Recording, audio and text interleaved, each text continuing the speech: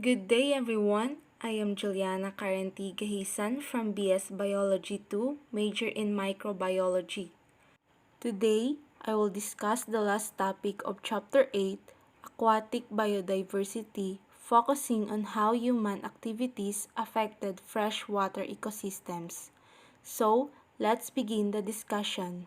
Before we proceed to the main point of this topic, let's have a short introduction first about the freshwater ecosystem and its life zones.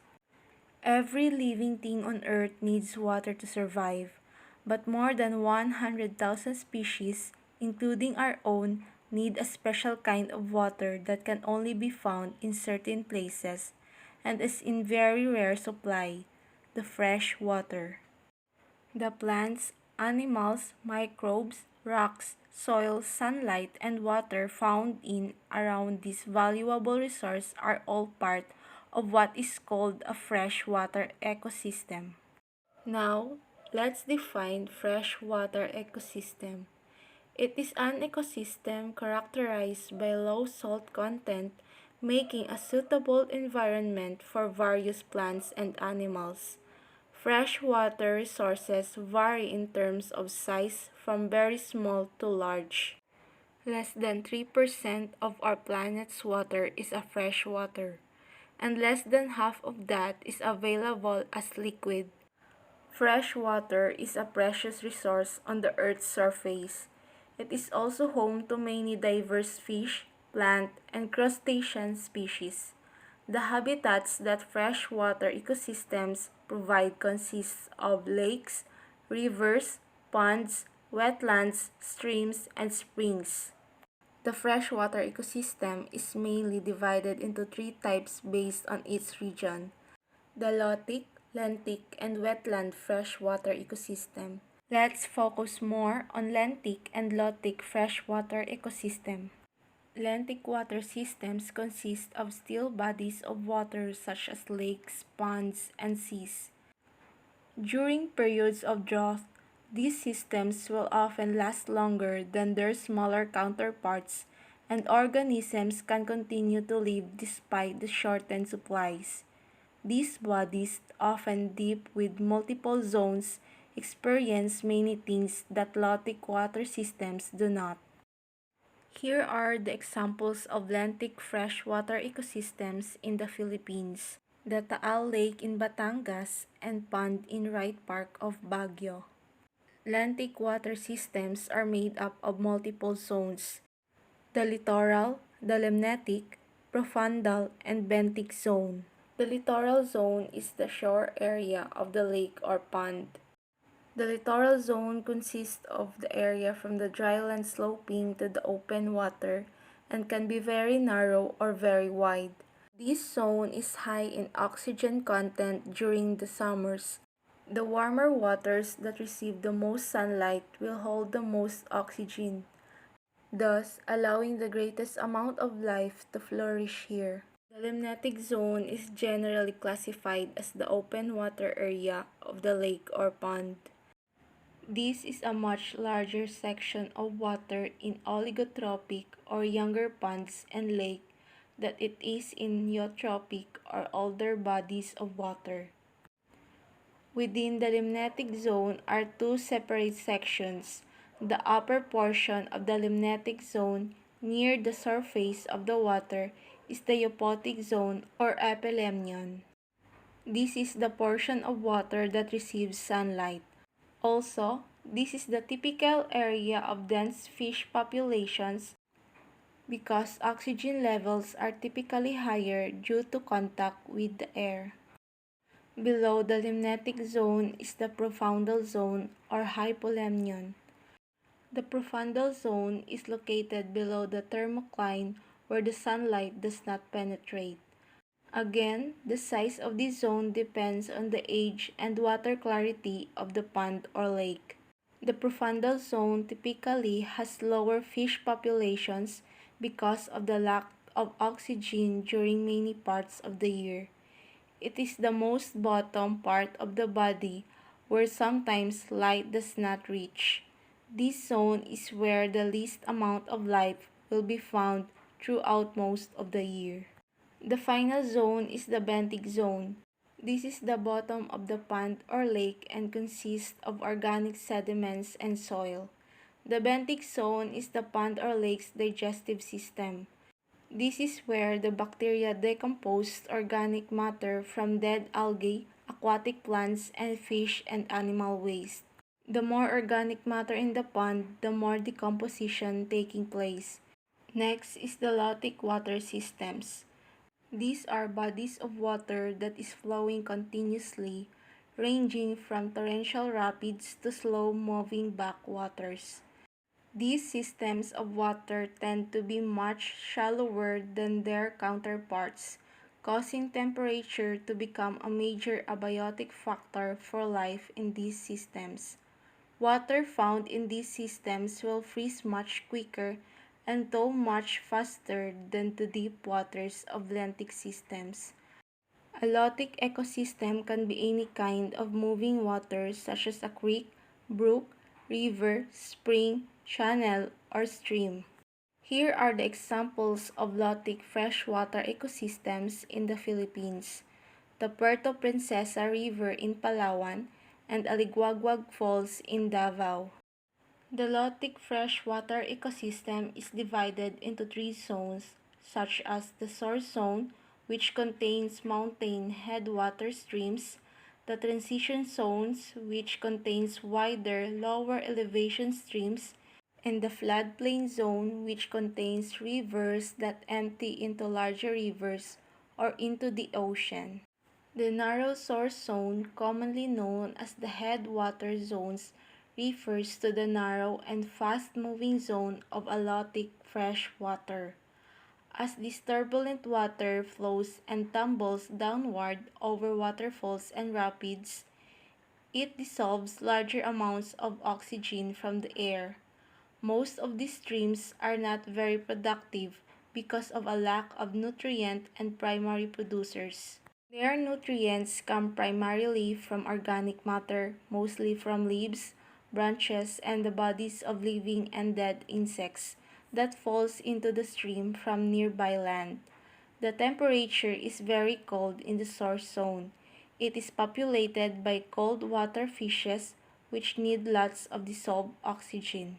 The transition zone is the middle part of the stream or river where it becomes deeper and flows gently. In the transition zone, headwater streams merge to form wider, deeper, and warmer streams that flow down gentler slopes with fewer obstacles. They can be more turbid from suspended sediment, slower flowing, and have less dissolved oxygen than headwater streams have. The temperature of the transition zone is a little warmer.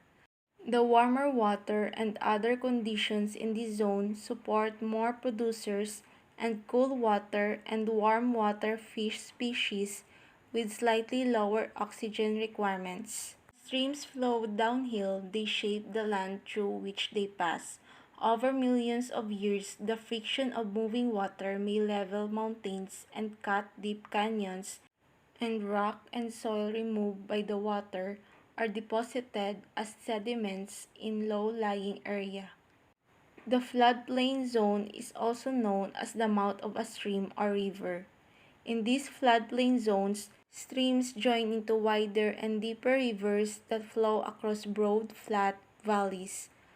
Water in this zone usually has higher temperatures and less dissolved oxygen than water in the two higher zones. Lakes are larger water bodies that are surrounded by land and generally occupy inland basins. Usually, they have standing water unless any river or other outlet serves to feed or drain them. Lakes are usually bigger than ponds and distinct from lagoons by the fact that lagoons are connected to oceans while lakes are not. Lakes are classified into various types based on their origin or mode of formation. The first type of lakes are the shoreline lakes.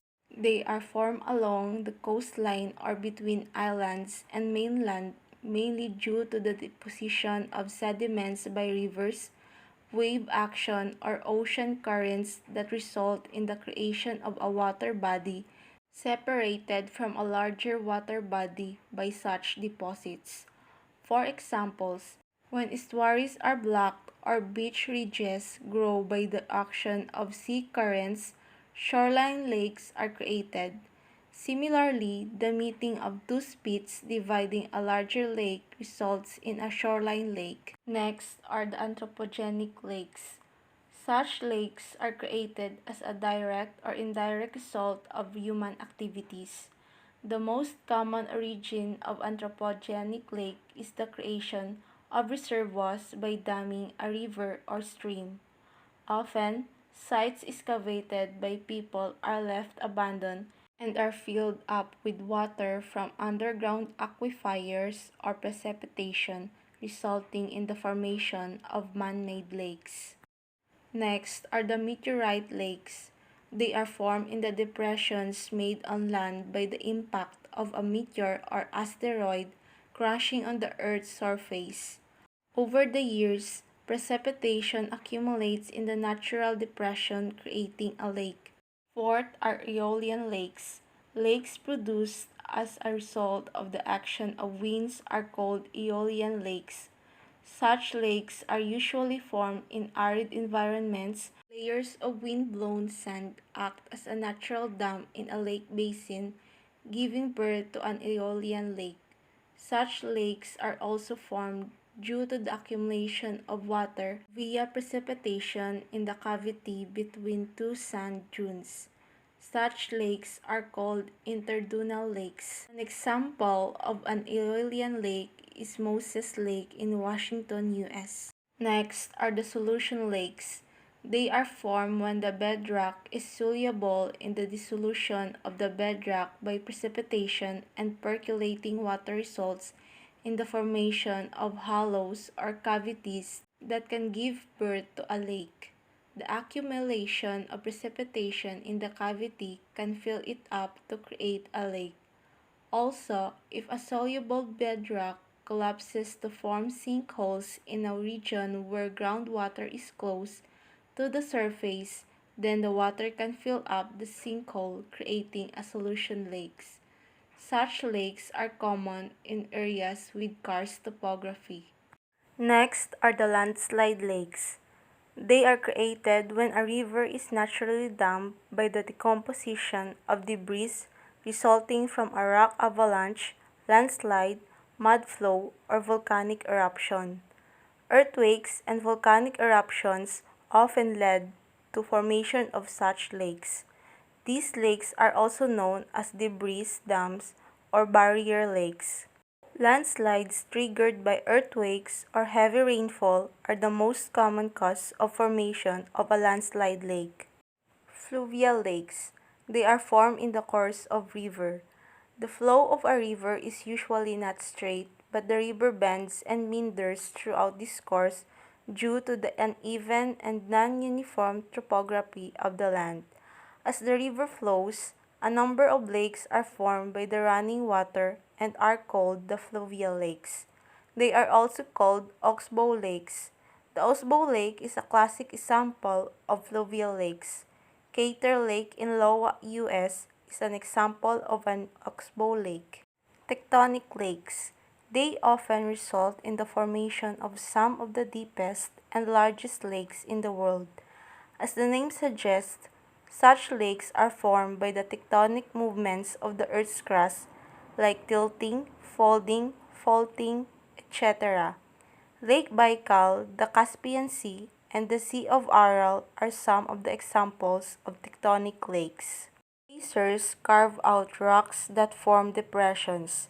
When the glaciers melt, the water fills up the depressions, forming lakes.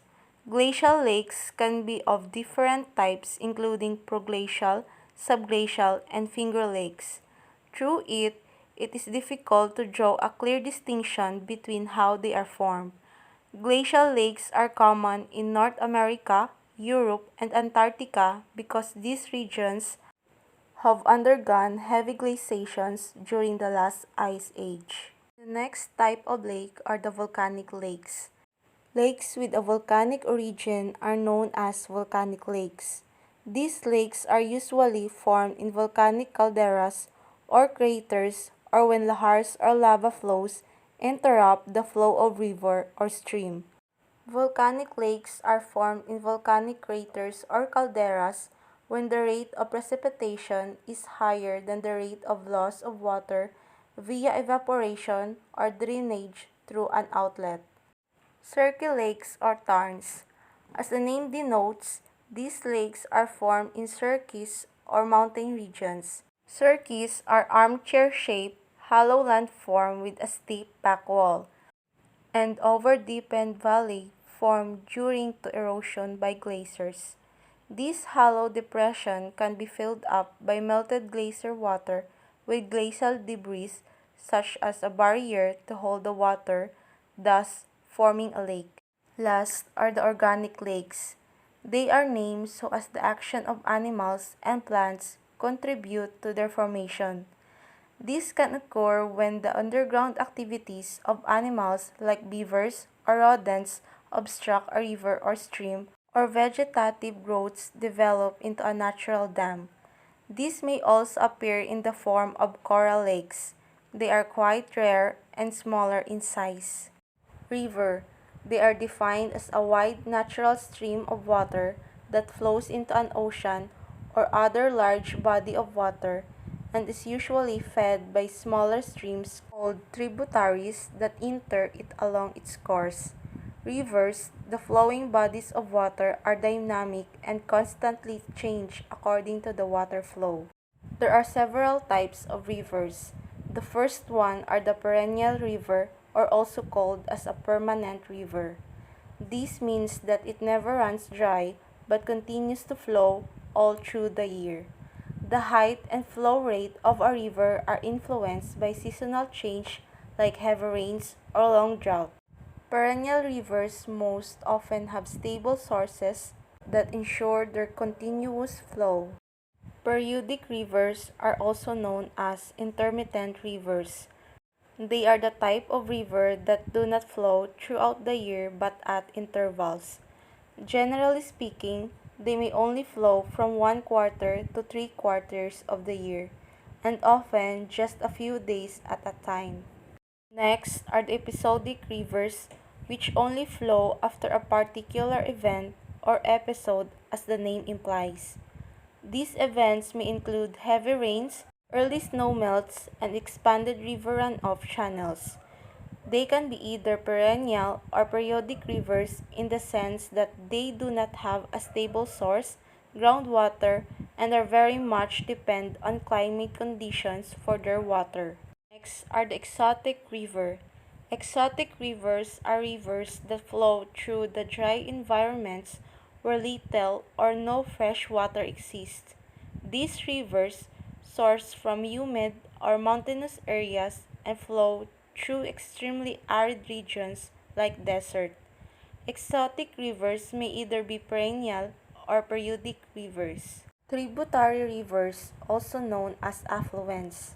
They do not drain into oceans or seas, but rather into lakes or another river. Many major rivers in the world today are tributaries or other rivers. Tributary rivers are the exact opposite of tributary rivers. They branch out from the one river to become multiple new ones. The points where these tributary rivers branch off from the main river is called a fork, and the distributary rivers are called channels or arms.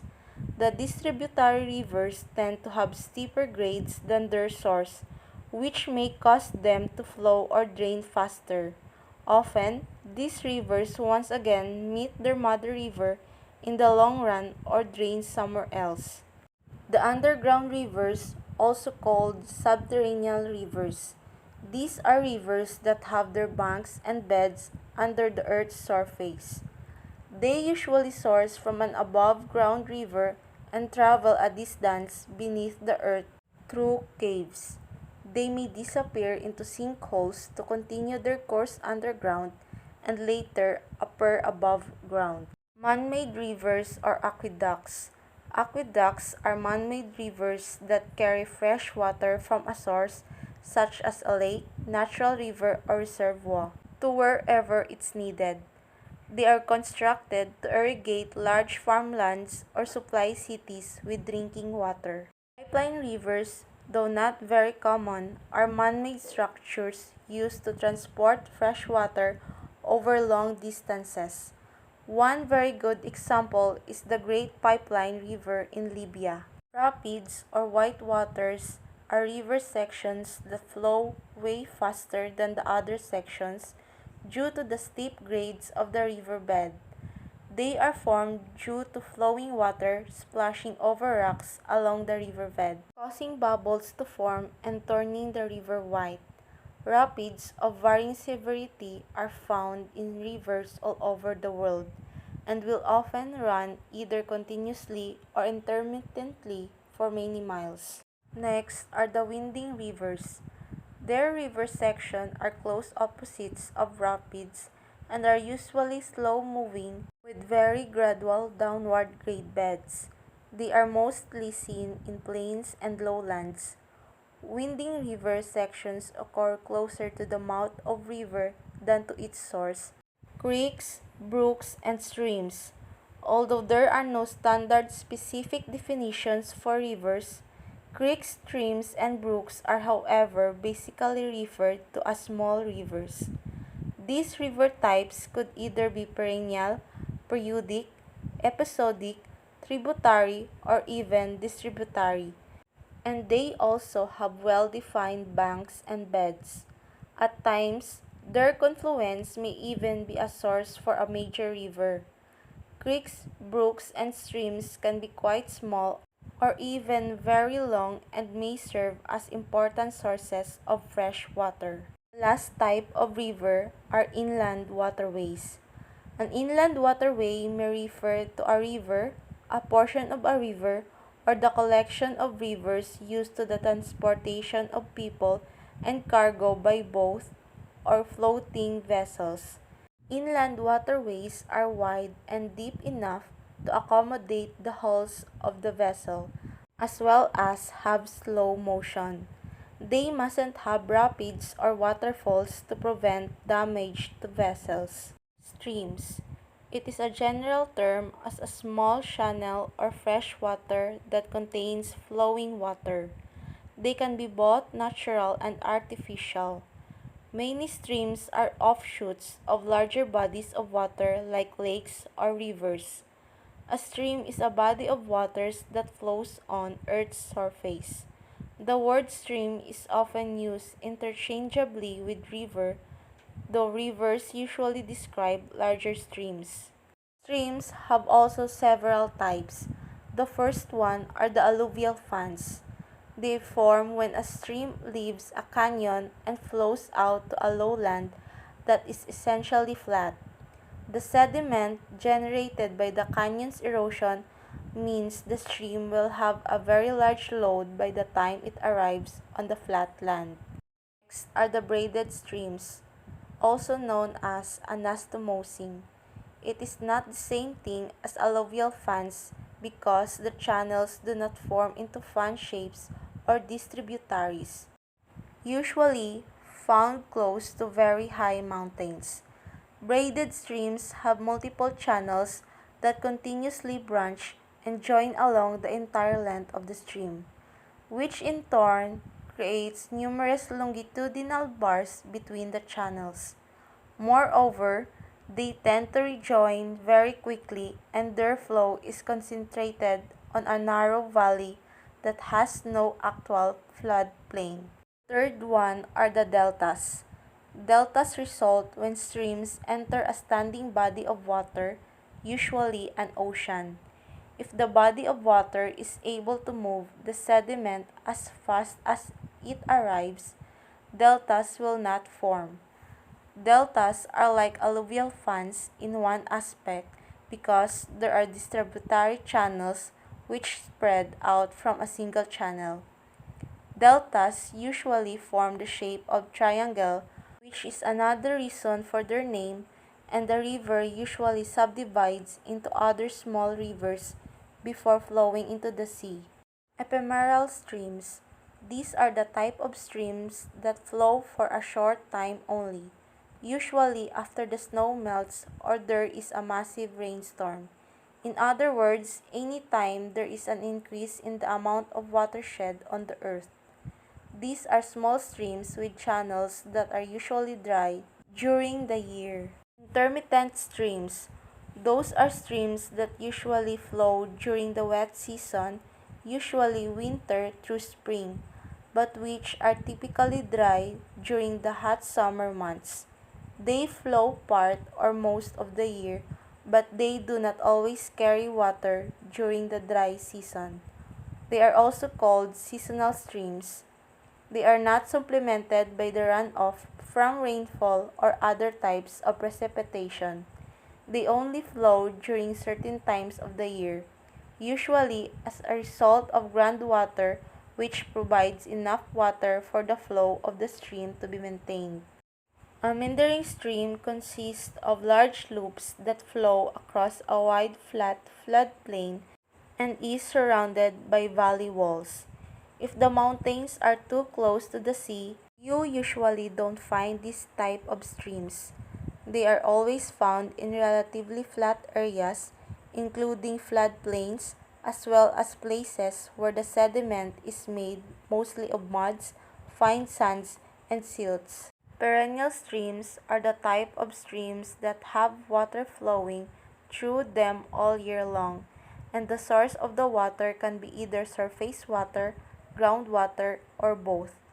This doesn't mean that there is water in every inch of its bed, but at least part of the stream will have some water in it. Sometimes, streams are not perfectly straight but have no major twist and turn about them, and these are called straight channel streams. These type of streams are confined to a single channel, and their banks and valley walls are essentially the same things. Straight streams are also purely erosional, and the resulting sediment moves quickly downstream because of the energy of the flowing water. They also usually have very large boulders in their beds. A pond is a small area of still, fresh water. It is different from a river or a stream because it does not have moving water, and it differs from a lake because it has a small area and is no more than around 1.8 meter deep. Ponds can come in many different forms. The first one are the garden ponds. These artificially created ponds can contain ornamental plant and animal species that come from all over the world. Next are the salt ponds, which contain brackish, salty water and can occur closely to the seaside where waterlogged ground creates natural pools. Salt ponds can also occur in rocky areas on the beach, though they are called rock pools. Freshwater pools can form anywhere inland, either from rainfall or from the presence of water saturating the soil. They can also be created by rivers flowing into a depression in the ground. They can be home to fish, birds, amphibians, crustaceans, and many other kinds of wildlife. Vernal pools are seasonal ponds. They form in depressions in the ground, but only during certain types of years when the rainfall is heaviest. As a result, they will attract certain types of animals and birds that are in need of a drink whenever they appear, and at other times of the year will be relatively deserted. One example, for instance, is a seasonal oasis in the desert. These type of pond ecosystem are sometimes referred to as ephemeral pools as well, to reflect the fact that they only exist at certain times of year. Ponds can also form underground in the rocky environment of caves. Here, a surprising amount of life can be found, including fish, different bacteria, lichens, and so on. Springs are places where groundwater is exposed, often flowing from the Earth's surface. These water are sourced from the underground aquifers or water tables, meaning that they are groundwater dependent. In some cases, the water emerging from a spring may have traveled long distances, taking tens, hundreds, or even thousands of years before they reach the surface. Inland wetlands.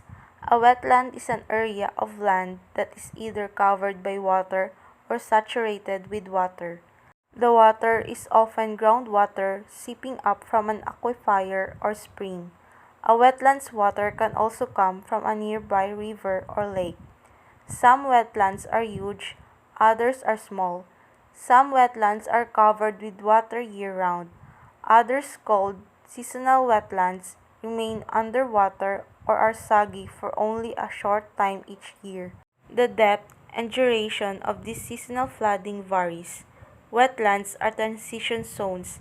They are neither totally dry land nor totally underwater.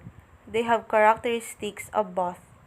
Inland wetlands provide a number of other free ecological and economic services, which include filtering and degrading toxic waste and pollutants, reducing flooding and erosion by absorbing storm water and releasing it slowly and by absorbing overflows from streams and lakes, helping to replenish stream flows during dry periods, helping to recharge groundwater aquifers, and helping to maintain biodiversity by providing habitats for a variety of species. A swamp is a wetland permanently saturated with water and dominated by trees. There are two main types of swamps, the freshwater swamps and the saltwater swamps.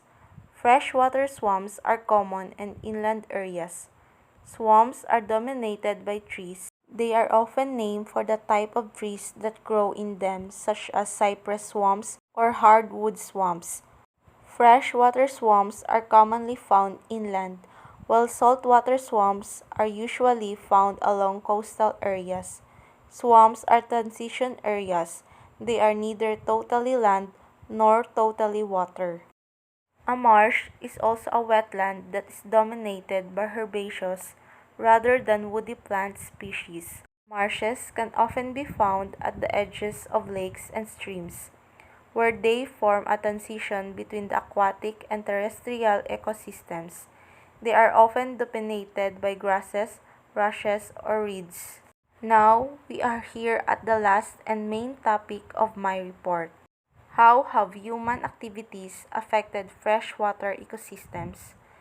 Human activities are disrupting and degrading many of the ecological and economic services provided by freshwater rivers, lakes, and wetlands. Such activities affect freshwater systems in four major ways. First, dams and canals fragment about 40% of the world's 237 large rivers.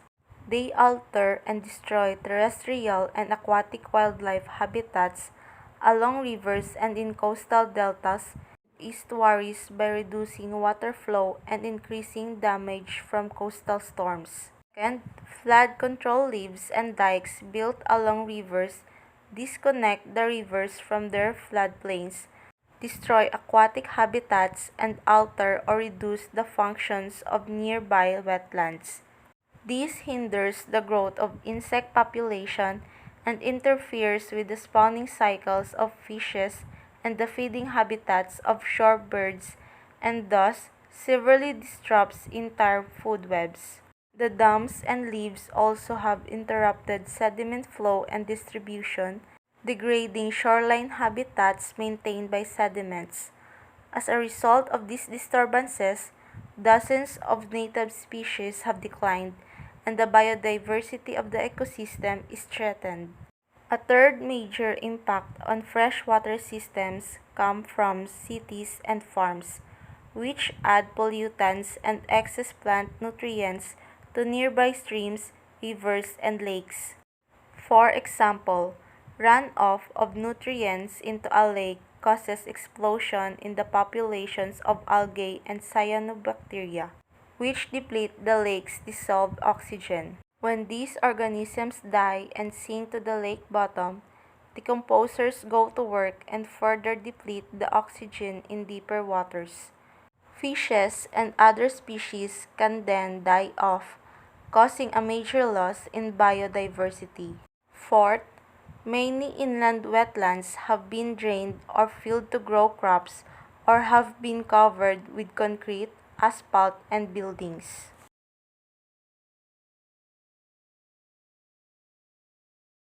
So that would be all. Thank you for watching and may God bless us all.